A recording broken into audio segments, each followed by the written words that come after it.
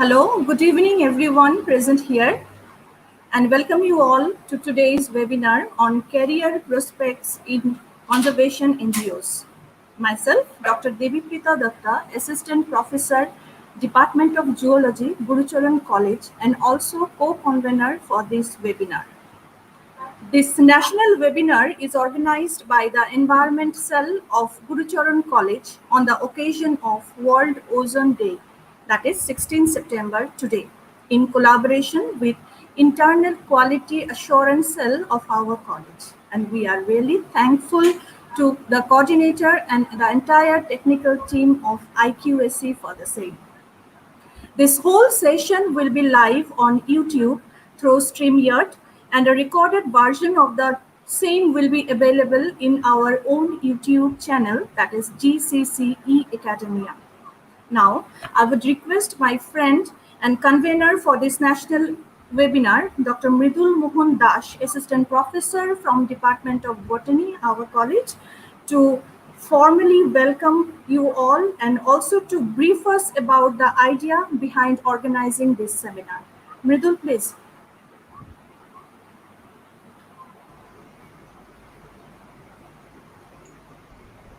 Good afternoon, everyone. Today is World Ozone Day. Now, we are not going to talk much about the World Ozone Day, but what we are going to do today is we are going to talk about a completely different thing. The fact remains that we all know about the various job prospects in government organization and the MNCs. But what we don't know and which is very pertinent for our student is what are the job prospects, how to get on it in different NGOs, particularly conservation NGOs like like WWF, or all these. There are so many different organizations, non-government organizations, where we can actually uh, get on very good experience as well as wonderful experience regarding how to get a job, because with the post-COVID scenario also the job market is going to be very badly hampered, and the total number of new jobs coming up would be very less in case of the private sector. So what we have is a untapped market or untapped rich area where hardly any students know about it, what we know as the conservation NGOs.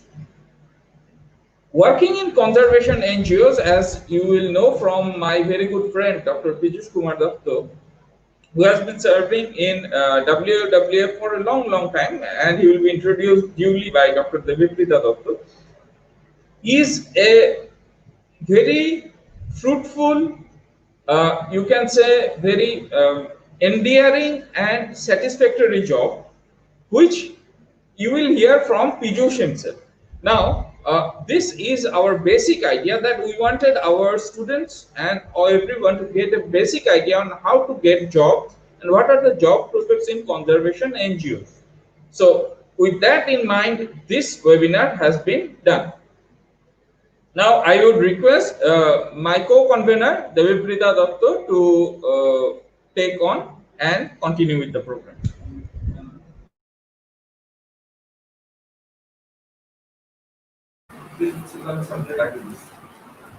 I now most humbly request the head of our institution, our principal sir, Dr. Vibhas Dev, to say a few words on this occasion. Please, sir.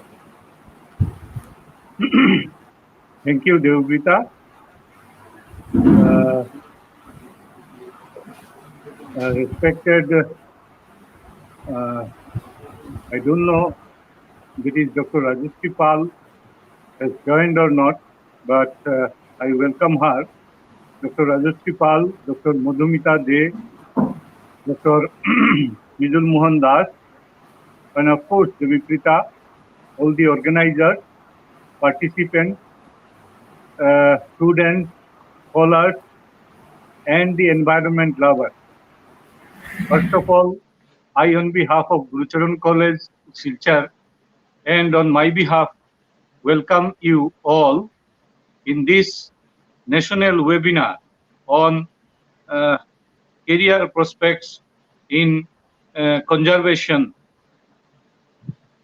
organized by Environment Cell and IQAC Gurucharan College, Silchar.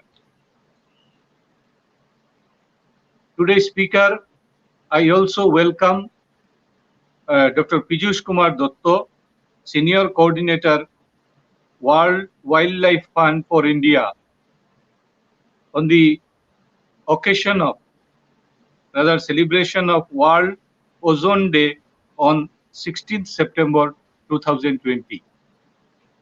I thank Environmental Cell and Internal Quality Assurance Cell of our college that they have chosen such a day which is termed as or named as World Ozone Day on 16 September.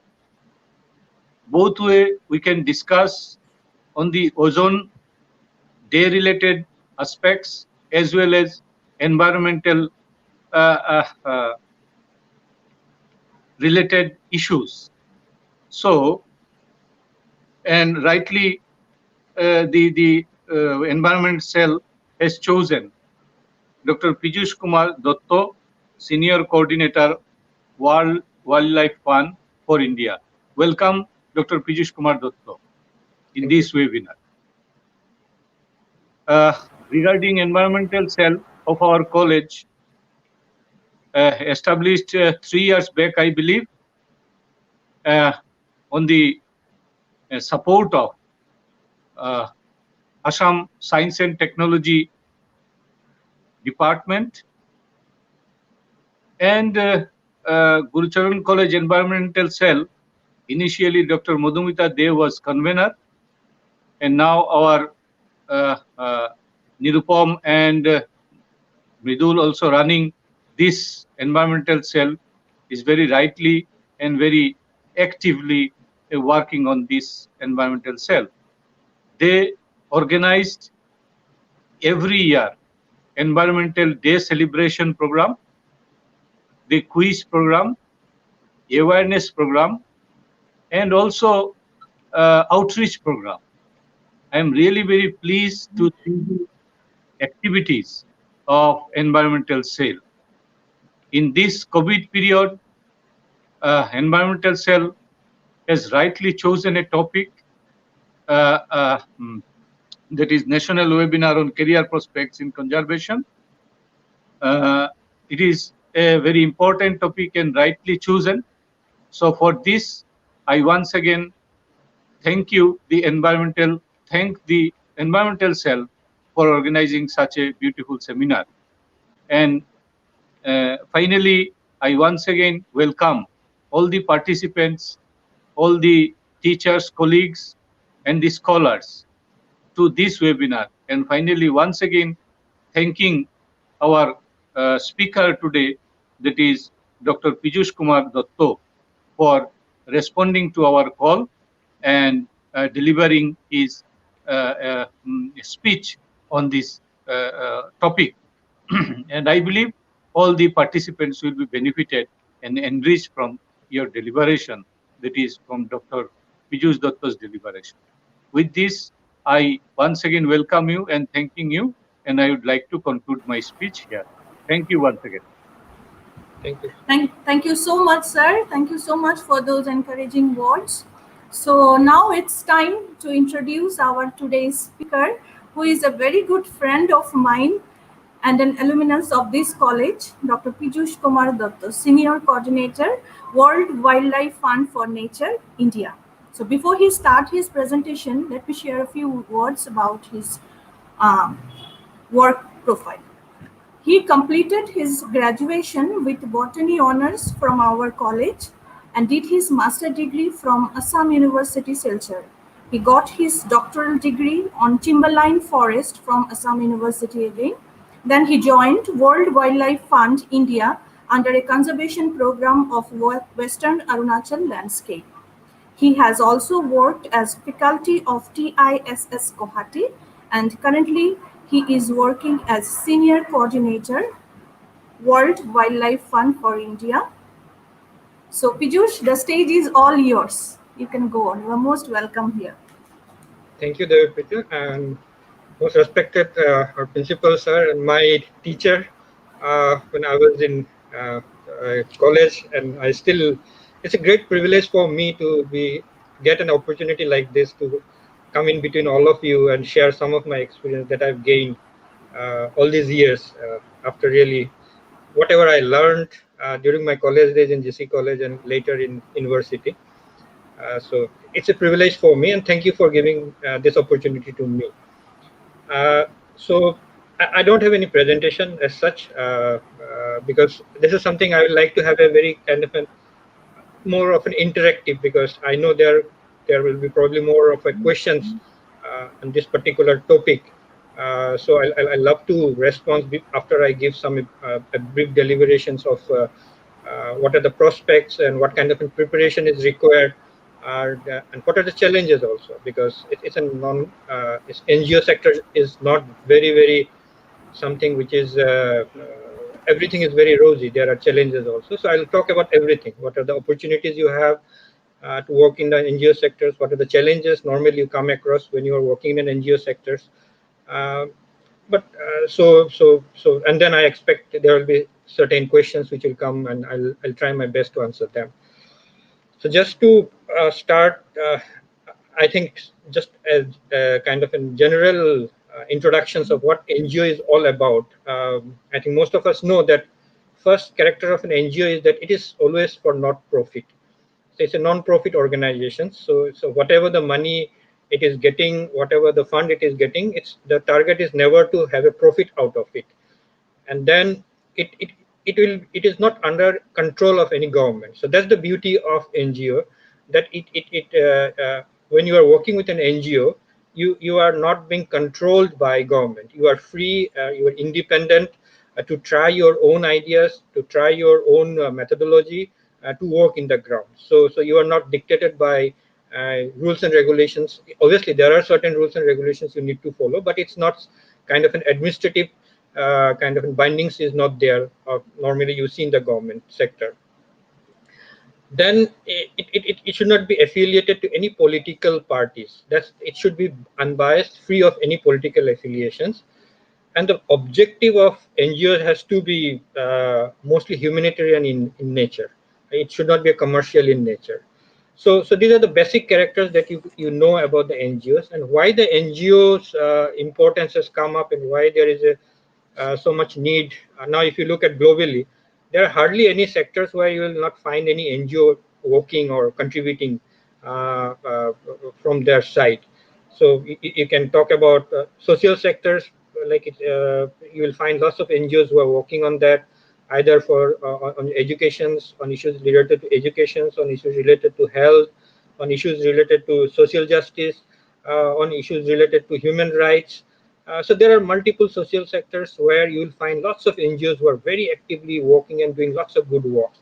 Then you have the conservation and environmental sectors. Yeah, so it's also a very kind of an big sector where globally there are very big NGOs who are contributing tremendously in securing our environment, in securing our forest and wildlife. So there are basically you'll find NGOs who are contributing in almost every sector which touch upon your life. Which touch upon your life. And if you look at the types of NGOs that you normally come across, because once you think of joining an NGO, you need to understand that what is the mandate of that NGO that you are planning to join. You'll find some NGOs who act as a pressure group. Basically, they are mostly run by the activists who try to convey a certain message to the government and try to put pressure to take any corrective measures which is required to really make sure that certain there is no negative impact of certain decisions that government has taken. So they also sometimes try to push for some changes in the policies which is there, like at present, probably some of you are aware about the kind of an campaign that is going on to have a better environmental impact assessment, the act that has the draft which has been published. So there are groups who are basically act as a pressure group to kind of put pressure on the government to take corrective measures if they think that something is happening not in the right directions. Then you have NGOs who are very much dedicated to research. In the pressure group from in environmental sector, the most popular one is the Greenpeace. I think you have heard about the Greenpeace, who are known for their activisms in globally. Then if you look at, there are NGOs who are very much dedicated in research. So they do lots of research work, because that's a backbone of for planning any field-based action-oriented program.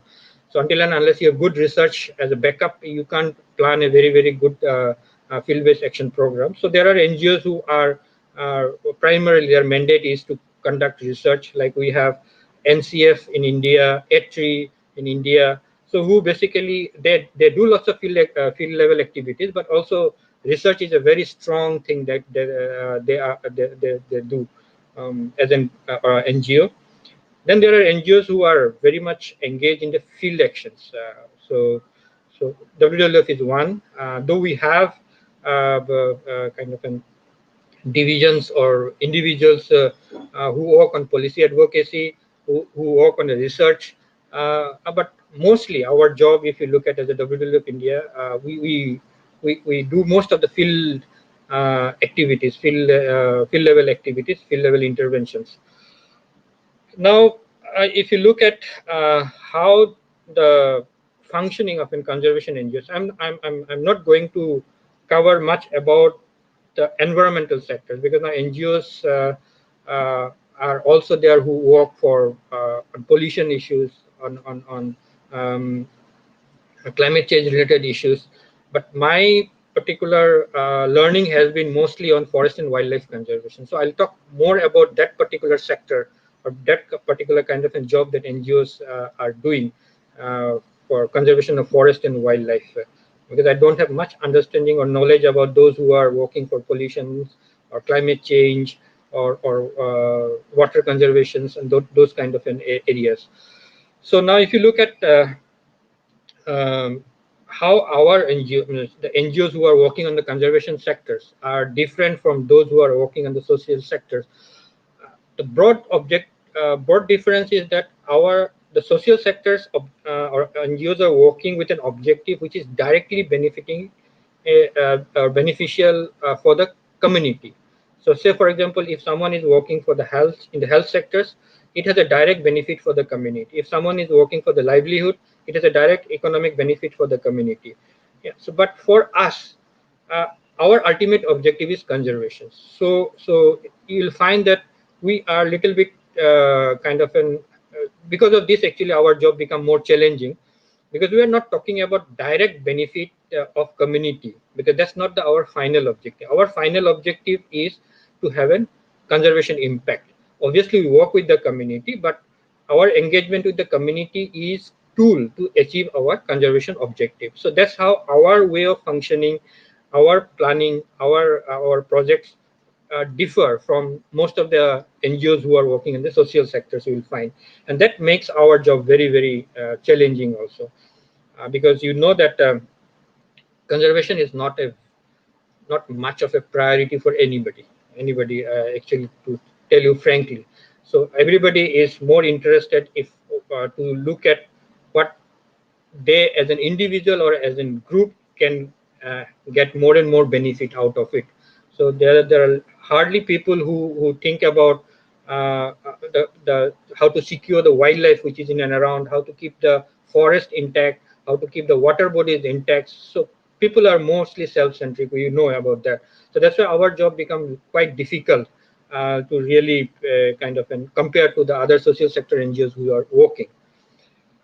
Uh, but the most interesting part or the most exciting part of our job, because when I keep telling the newcomers who join WWF, and also like when I was teaching in TIS, that this is one of the most challenging field, sometimes we find it very, very frustrating when you see nobody is bothered about what you think is really a big problem. People are more interested in doing whatever they have been doing. They don't bother about if there is a forest loss, if there is wildlife number is going down. People are least bothered about that. The people are mostly what they are looking at is how they can be benefited out of anything that is happening in the ground. So it is very, very frustrating. And for in this is a field where the success of doing anything doesn't depend just only on your skill and expertise, because conservation is something which you can achieve only when there is a kind of a collective effort of larger group. If one or two individuals from a village or from a community is very positive about conservation, but rest don't bother about it, you can't achieve anything out of it. So you need a bigger group supporting the conservation cause. You need a collective effort of a bigger group supporting conservation cause, which means that you need to be you should have a capacity to convince bigger group or large number of people to achieve your conservation targets. So it doesn't matter how expert you are, until and unless you can communicate and convince people to agree what you think is right thing to do, you will never be able to achieve any success in the ground. So this makes your job very, very challenging, very, very challenging in the ground, and sometimes very, very frustrating also. But the good part is that uh, being an NGO, you get lots of independent to act direct in the ground without any kind of restrictions on you to try new ideas or innovative ways of dealing with any problem. So you get that kind of an independence when you are working in NGO, and the most important part is that you can be the kind of an you can be in the front line of executing anything in the ground. So you can be in a control of what you are doing in the ground. So that's the most interesting part or most fascinating part of working in NGO. And the thing is that uh, there will be no and more innovative you are, and more kind of an active you are, there is no limit in NGO how far you can go. Yeah, so I'll talk about the quality that is required to really move up in the NGOs, or build a very, very good career in the NGOs a little bit later. But but as I have told, that the most important challenges that we face is also that most of the conservation challenges what we see in the ground, it is a multidisciplinary in nature. So the drivers, if you look at for any kind of a conservation, any degradation that is happening, the loss of forest cover, or decline in the number of wildlife in the forest, the drivers are multidisciplinary or multi-sectorial, I would say. So you may see that, okay, in this particular area, the villagers are going and cutting the firewood from the forest, or clearing the forest to expand their agricultural land, or there are some individuals probably are involved in hunting. But that's a symptom why this particular community is doing like that. What you are seeing in the ground, or what you are observing in the ground, there are multiple drivers, starting from the political, starting from the economic, market, the social. So there are multiple drivers which is responsible for any kind of any conservation challenges that you see in the ground. So just being a conservation scientist or wildlife biologist or forestry scientist is not enough to really address the conservation challenges that is in the ground. So you need a multidisciplinary approach. So nowadays, what is interestingly happening across environmental NGOs is that besides the pure biologist, like when I initially joined WWF India in 2001, I joined because I passed out masters in ecology. But now, if you look at WWF India, the way the recruitment is happening, there are lots of people who are coming from social science background. There are lots of people who are coming from business background. There are lots of people who are coming from marketing background. Yeah, so there are lots of people who are also coming from administrative background. Because as I have told, the conservation challenges are multidisciplinary or multi-sectorial. So you need people from various sectors to be a part of the bigger strategy to address this conservation problems that is in their ground. So nowadays there is a huge demand for a person who can think and who can kind of plan activities more in an interdisciplinary manner. If you just look at that, okay, the forest is going down, so it's not enough. You have to look at the what are the institutions in the community who you need to work to mobilize the community for conservation of the forest. What are the livelihood requirement of the community that needs to be fulfilled so that the community starts supporting your conservation initiatives. So until and unless you are expert in livelihood sectors, you cannot design a livelihood interventions for the community. Until and unless you are expert in the social science sectors where people work more on community institutions and other things, you can't really work with the community to develop a strong institutional mechanism in the society for conservation. So you need a multi-sectorial or multidisciplinary approach in the ground. So now there is a huge demand for people who come with that kind of an experience in the ground. So pure biologists or pure wildlife scientists, pure forestry scientists, there are demand for them, but more demand is for those who has a more of interdisciplinary kind of an learning and experiences.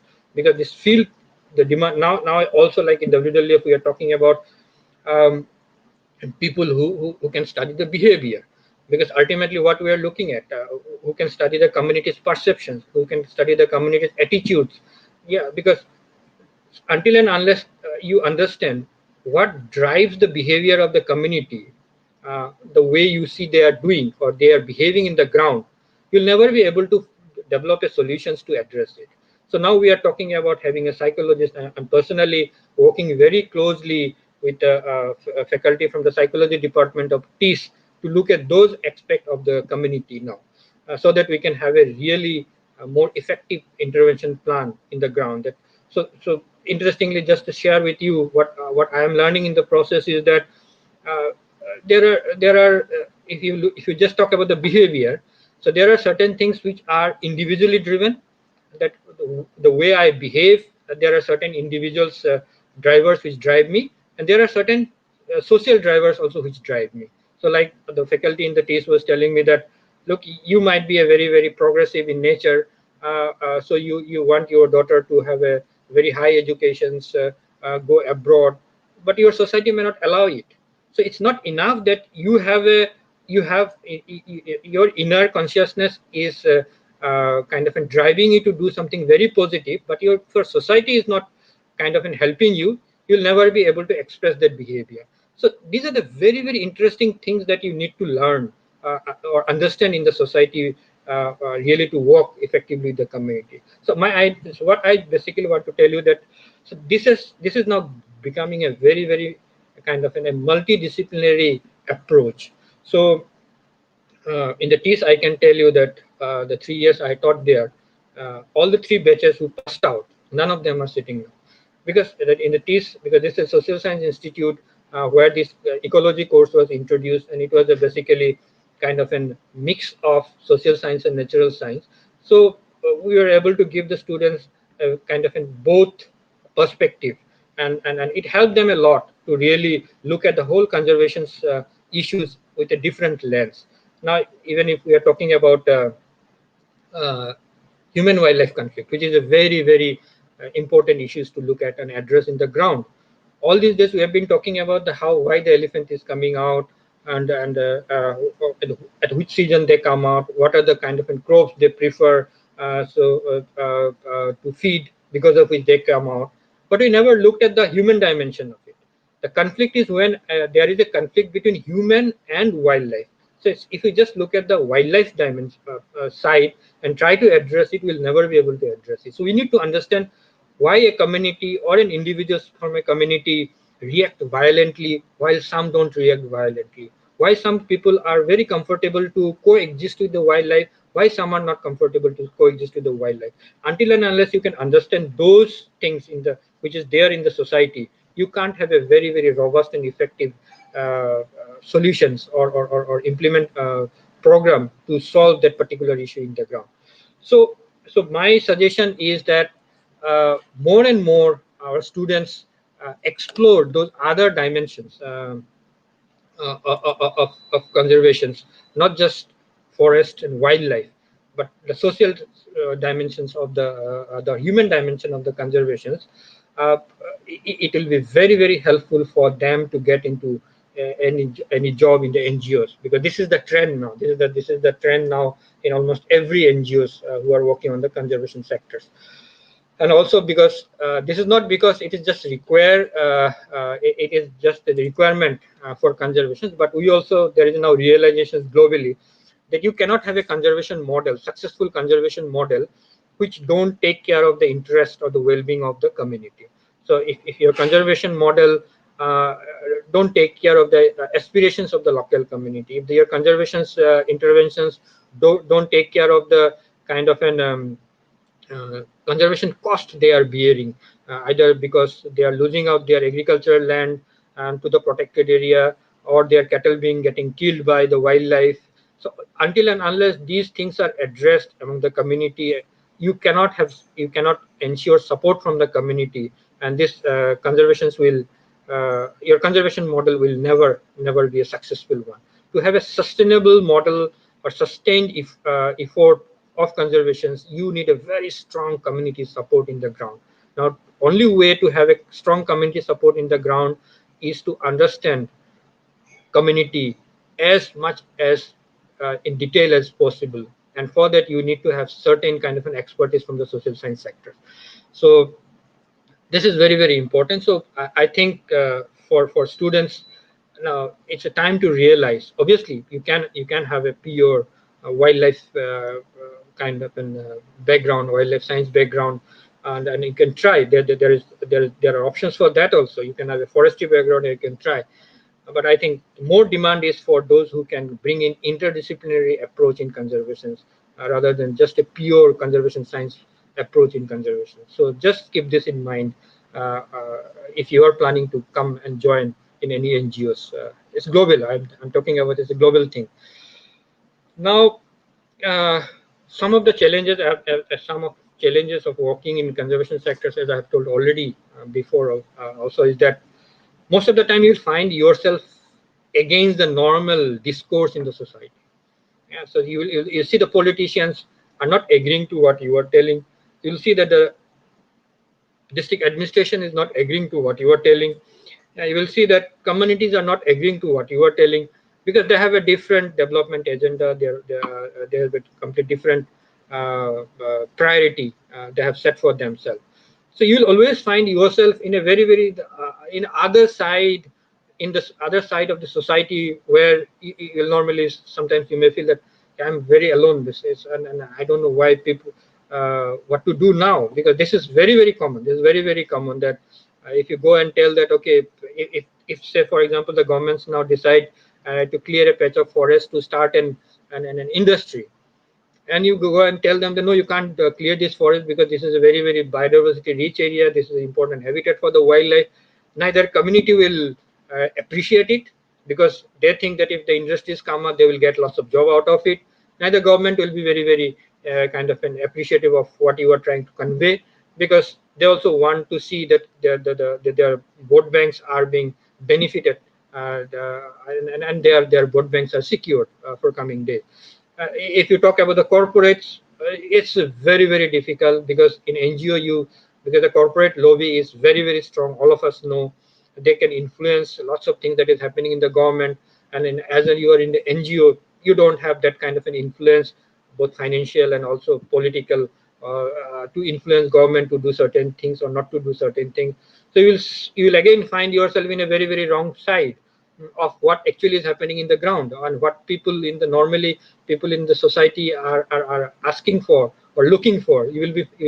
Most of the time you'll find yourself in the other side of all of them, which makes the job very frustrating sometimes, very frustrating. And this my kind of an what to say, uh, not in warning, but it's obviously something that you should keep in mind. It's not that once you join the job, and then you come across it and you get a shock of your life and you think, yeah, I have did the biggest mistake of my life. It's not like that. It's a part of the job. It's a part of the job of working in the NGO, that you'll come across this kind of a situation again and again. But again, when you see that something has really, you have been able to make some change in the ground, and people have really started appreciating what you were telling, and agreeing to what you were telling, that satisfaction, nothing can be compared. You cannot compare with that satisfaction that you have get out of it. And also sometimes yeah, so normally what we do, we so, and that's why the community angle is very, very important. That conservation, you have to design the whole conservation initiative in a manner that it is not talking just about the wildlife, or it's not talking about the forest. It is also talking about how conserving wildlife and forest is also going to benefit the community, because that's what the politicians look for. That's what the district administrations or the state administrations look for. So you need to design your conservation activities in such a manner that you can demonstrate to the politicians, you can demonstrate to the decision makers that actually what you are suggesting them to do is not only going to help preserving your wildlife or forest, but it will also help in improving the economic conditions of the community or ensuring the well-being of the community. Only if that strong linkage is there in your conservation strategy, in your conservation program, it becomes quite easy to convince political leaders, decision makers to agree to do certain things what you really want them to do. So this is challenging, but it because more challenging something to do, more excited actually one should feel about it. And that's how the things, something which is very easy to do and you achieve it, you don't feel much of happy out of it. But if something is very challenging and then you successfully execute it or achieve it, then you really feel like, yeah, I have done something really which I can cherish about, or I can feel happy about. So, and also for remember that for NGOs, what is also we need to keep in mind is that our job is not to change the whole world. Yeah, so look at how the NGOs works. Normally, NGOs, as some of the NGOs act as a helping hand for the government to execute certain programs that government has launched. Yeah. So say for example, now when we have this what to say, health related certain issues, obviously then this government has will launch certain programs which NGOs, yeah, Just, I will interrupt you. There is a yeah, question.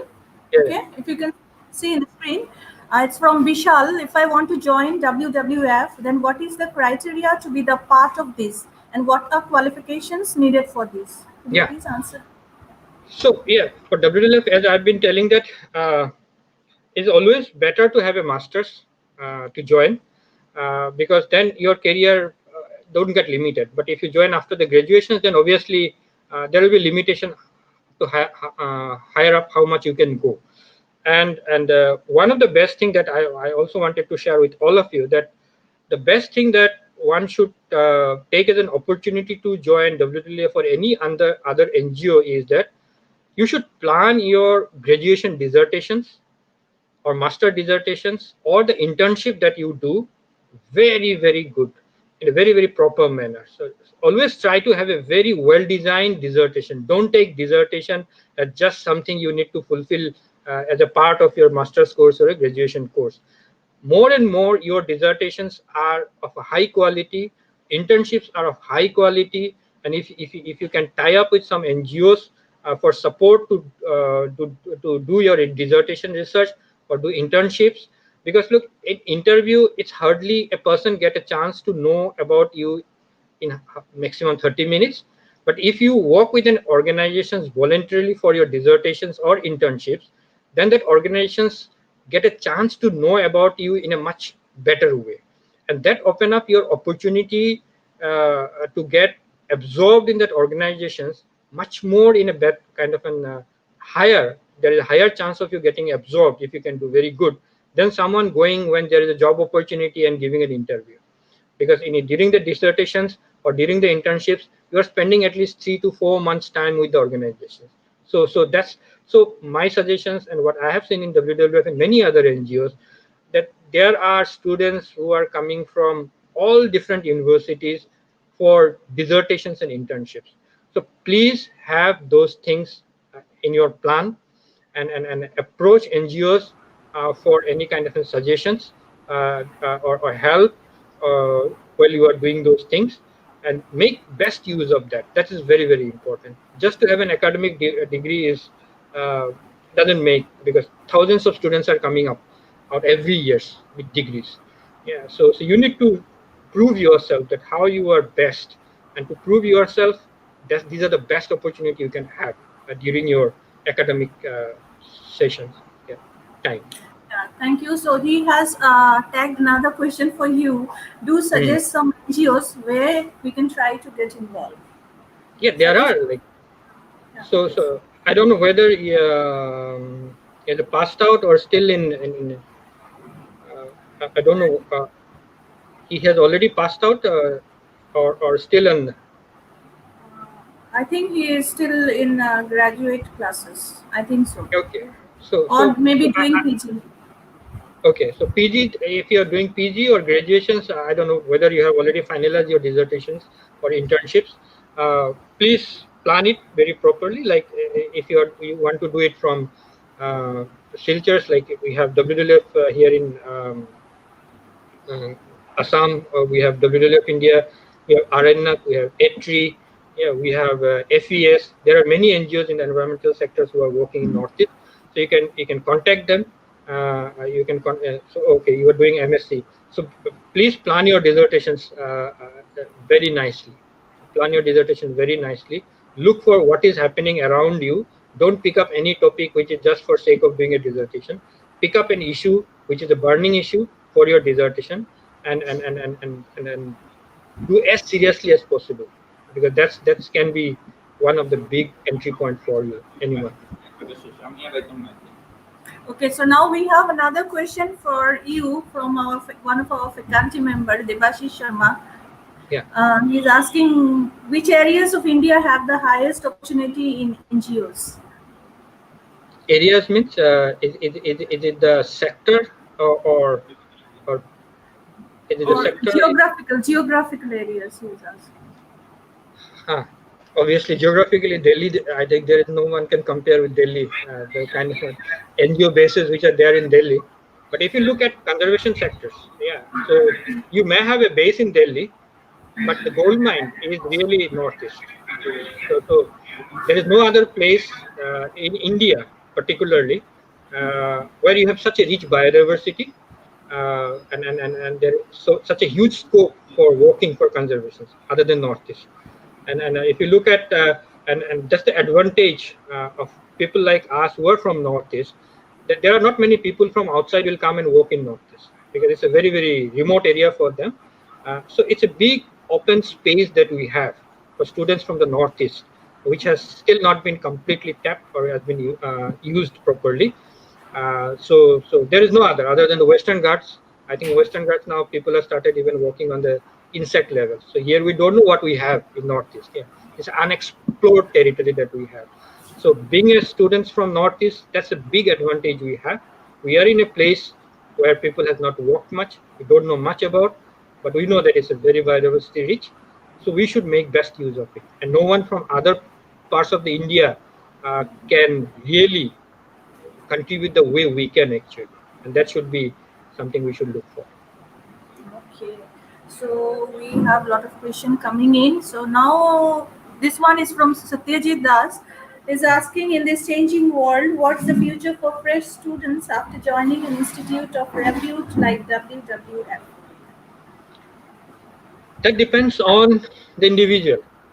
Yeah, obviously, like, look, because I have been working in WLF for so long, so I have seen two type of people. One who basically work as per the command he will get from the superior, and one who will innovatively, proactively will start doing something. So in NGO sectors, if you want to move up in the ladder, you have to be proactive, you have to be innovative. You just cannot work or wait for your seniors to give you or suggest you or give you a task to do, and you do it. That's not the way you can move up in the NGO sectors. You have to be proactive. Obviously, you don't have to be over smart. Yeah, so you have to be proactive, and you should be innovative. Yeah, so more you are proactive, more you are innovative, more you can demonstrate that the thought process are very logical in nature, yeah, and are very useful in nature. There is no limit. There is basically no limit. Yeah, so it's not an NGO that we are talking about now. There are INGOs, lots of intergovernmental NGOs. Yeah, so which are international levels. So there is no limit actually. Yeah, but you have to be proactive. It's not like only your superiors as and when are asking you to do something, you go and do it, and they come and report. No, that's done. There is a limit. You cannot move up much, and you have to study a lot. Yeah, that's it's not only those who are in academics have to read a lot, but obviously in NGO sectors, if you really want to move up, you need to keep yourself aware of what is happening around you. New things are coming up, new strategies which are coming up, new interventions which are going on. So you should keep yourself very much aware of what is happening around you. Thank you. So we have another question for you, Piyush. It's from Yeah, Dhriti Bhattacharya. So he is asking you, could you please elaborate a few points about the coexistence of communities and wildlife? yeah. So look, this is one thing that is a very important issues with many NGOs are working on, because with the increase in the wildlife, with the success of wildlife conservations, the conflict is bound to increase. Yeah, the conflict is bound to increase. So now there is one way that how you really so you cannot keep on moving people from a particular place to a new place to secure that particular area for the wildlife.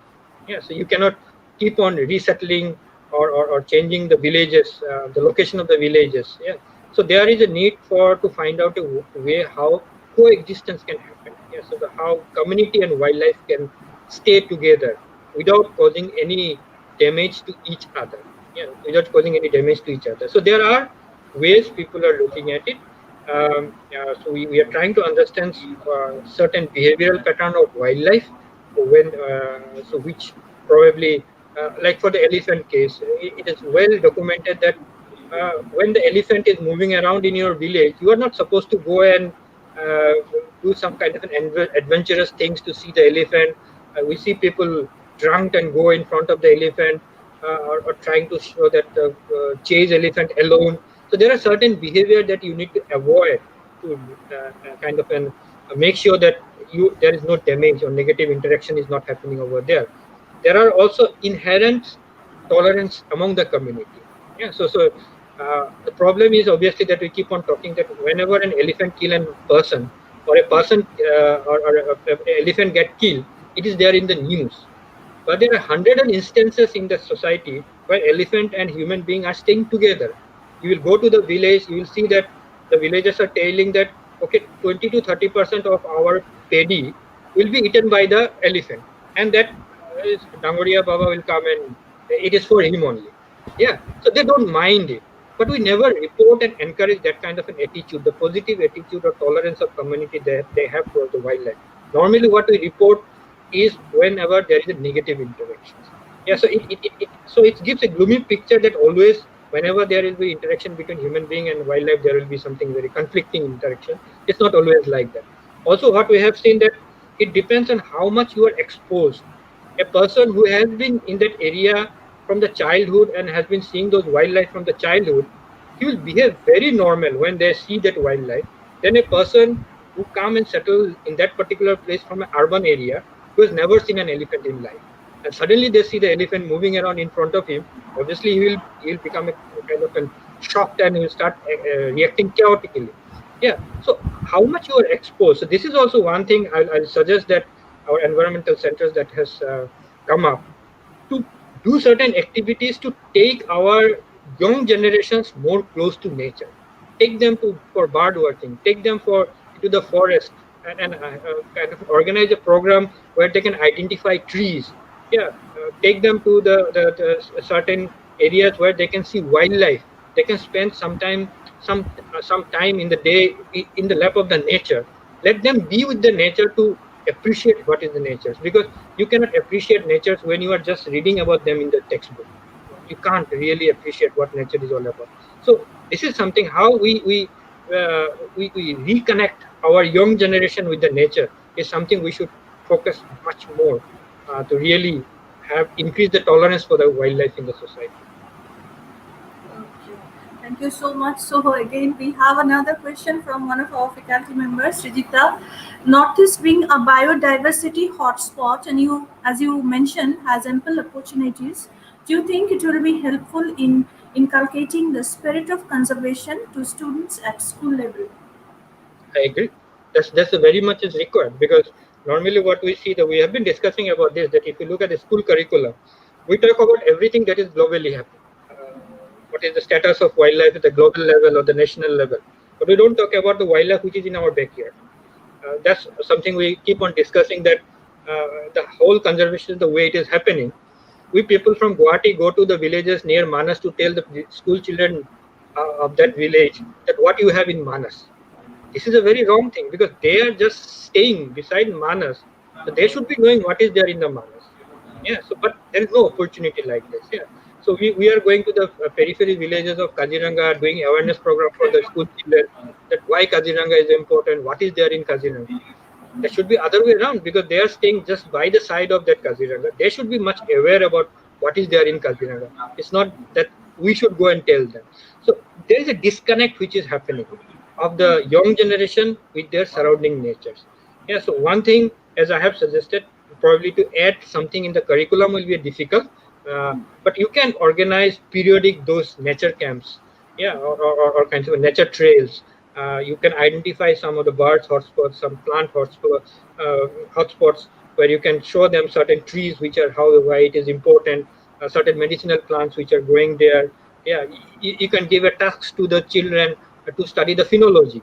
Yeah, so all the children should start pick up. Just I'm giving an example. Pick up 5 trees which they see normally in their surroundings, and note down the phenology, when the fruits is coming, when the flower is coming, when there is a leaf shade is happening. So they should start observing what is there in the nature. Normally we oversight, we don't observe the what is there in the nature. So let's try to mobilize or motivate our children to start observing what is in and around them in the nature, and appreciate and know more and more about, uh, build the curiosity among in them, that why this particular bird is coming in this season, not in the other season. Why the particular wildlife is found in this particular area, not in the other area. So let that curiosity start building up. Then only the appreciations will come. That was so nicely you have explained. We have another question from Suparna Bardhan. Being a student, how we can conserve our wildlife, local wildlife, with necessary steps and awareness among people as well. If you Yeah. can So elaborate on that. yeah, I think these are the programs that you can organize. So you can have a small nature club in your locality. You can group young people who are there in and around in your locality, form a small nature club, and do periodic some kind of an interaction sessions, field visits, documentations, what is there. Yeah. So you arrange some kind of an interaction sessions in the evening, or whenever there is a, say for example, there is a some celebration, there is a puja or something in your locality. Just have 1 or 2 hours program to communicate whatever is there, what are the things in and around you which is important to everybody who is coming in that puja. We normally do lots of cultural programs during puja, in the pandals. You can have certain programs during that period, but there are lots of gatherings that is happening to aware people that what are the important wildlife that is there in the locality and why you need to conserve it. So you can use those occasions innovatively to spread awareness among the people. Thank you so much. I think we have another question from Sharmishta Sharma. She has asked, "Sir, what do you think? Can we conserve wild animals or wildlife outside their environment, or should we take care of them by leaving them in their natural habitat?" It's not possible to conserve them outside their environments. Yeah, so because every wildlife has its specific or requirement, or what we call the habitat requirement. Yeah, so if the habitat quality doesn't fit to the requirement of that wildlife, the wildlife cannot survive.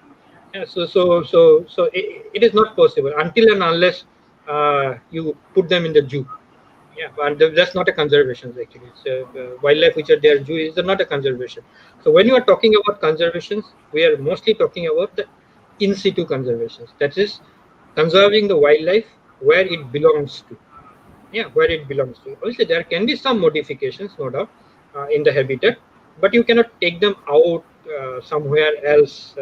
And yeah, now there are translocations. If you are mean that, it is happening. Like Manas, there was no rhino in Manas. I think 10 years back. So now rhinos has been translocated from Kaziranga and Povitara to Manas, and now Manas has more than 40, nearly 40 rhinos over there. Similarly, in there are protected area like Sariska where the tiger was completely wiped out. The tiger was translocated there. But there is a history that the animal was there. For certain reasons, it got wiped out. But as the habitat was suitable for that, so the translocation can be done. So if you don't have the required habitat, you cannot ship the animal to a new place. Okay. So now we have another one from Aradhana. How can we use this massive human resource to create pull of better actions in our own Northwest? This is an interesting question. Uh, look, you need selected people to lead. Then people will, the other will follow. So you need a people. So you can't expect everybody to come and lead this kind of a cause. So there has to be some individuals from you who will take the lead and set a very good example, so that others start following you in the process. Yeah. So and that's probably the best way to mobilize the bigger collective effort. You cannot expect everybody to with same passion and same sincerity to work for this cause. You need some leaders in the forefront who will make others to follow them. Thank you, Piyush. We will take one last question from the youngest faculty member of Botany Department, Nirupam Malakar. He has asked, what are the strategies of in situ conservation of wild species of plants in Northeast India? If you talk about the in situ, the most common approach is we use the Wildlife Protection Act. Either we designate that area as a wildlife sanctuary or national park or conservation reserve or community reserves. So these are the four broad category of protected area model that we have under the Wildlife Protection Act, which we use for in situ conservations. Yeah, so now there is a whole discussions which is going on that probably this model of in situ conservations, which basically alienate community, other than the community reserve category that we have under the Wildlife Protection Act amendment recently that has happened. Most of these are a model where communities are alienated out. They are taken out of the whole process. Yeah. So you can have now in situ conservation model uh, which are community centric, which are managed and run by the community. So there are multiple categories of in situ conservation models. I think IUCN has come up with a matrix based on who is managing and who is the owner of the area. Yeah, so depending on these two, like who is the owner and who is managing that area, there can be multiple types of in situ conservation model that you can follow. So we have one more from a student. So I will take up this one. Sir, being a student, I have already tried many ways to start an NGO for the conservation of our local animals, but every time I didn't get support. So, sir, can you please help me? I think you can help him by giving suggestions. Yeah, it's not necessary that you have to start an NGO to work for conservation as such. You can use the platforms of existing NGOs because to set up an NGO and then start working through that NGO, it is a time-taking process. Because once you set up an NGO, it gets registered. You have to almost for 3 years you have to do work without any funding support. So once you have the support, 3 years progress report or activity report and the audit report, then only you can apply for the funding to the funding agencies. So you'll have a 3 years almost a kind of a period of to struggle a lot. Yeah, so it is not wise to suggest that you start NGO immediately to do something. but you can use different platforms. As an independent person also you can do lots of things. So you don't have to have a start as an NGO as such. Yeah, but NGO obviously, if you have a long-term planning, then obviously you can start now, so that after 3 years you can apply, prepare a project proposal, apply for a grant. But for immediate actions, I'll suggest that you use whatever the platform that is there. Um, that's more kind of doable. NGO, to set up an NGO and really start doing through that NGO will take time. Thank you. One more has come from one of our students. Sir, for joining an internship program in the WWF, do we need to have our own project proposal, or can we join the ongoing projects of WWF as part of internship program? Internships is normally what the way it is done is that the students has to say what is the area of their interest. Yeah, so for example, if someone want to work on Red Panda, then in WWF, whichever office we are working on Red Panda, then we see that okay, that student can be engaged in that office and can be given a task of the some study that is required to be carried out for the Red Panda. Someone wants to work on say, uh, any issue, particular tiger. So what is the issue that what is the area the student is interested about, and what is the particular issue on which the students wants to work? That should come from the student. Then accordingly, WWF will decide that which is the most suitable place for the students to join as an intern. Uh, so that's how it is done. That's how it is done. Okay. Thank you so much for the wonderful session we have, and we wanted to listen to you more, but we do have some time constraint. So thank you, Piyush, once again, and now I will uh, uh, request Mridul to give away formal vote of thanks. Mridul, stay. Okay. The one thing that I can is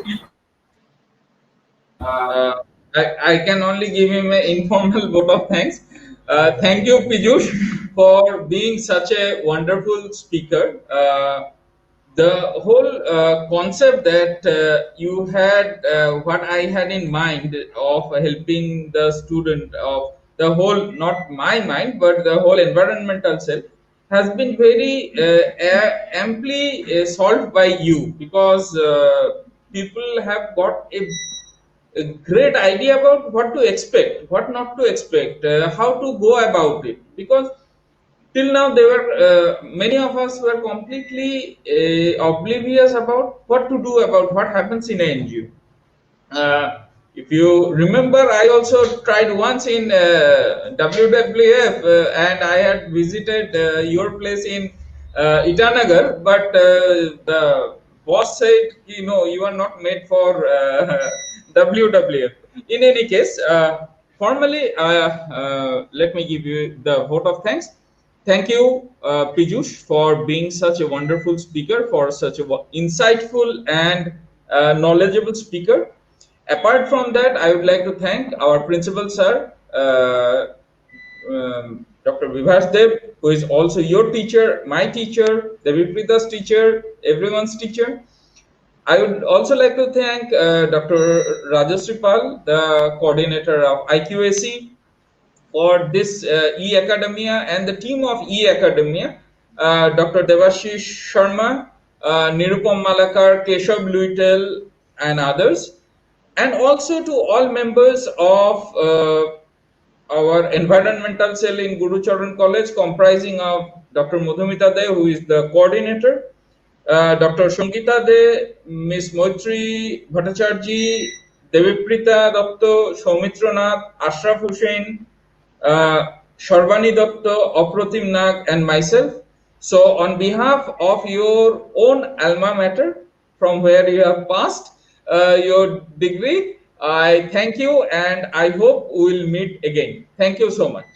Thanks, and thanks for the opportunity. It's a privilege for me to get an opportunity like this to interact with all of you. And thanks to Madhumita ma'am, I can see one of the chats she has in the chat box, and thank you to her also, because yeah. Okay. Thanks a lot for the Okay. opportunity. So Yeah. we'll go offline now. Thanks for everyone for watching. Okay. Bye.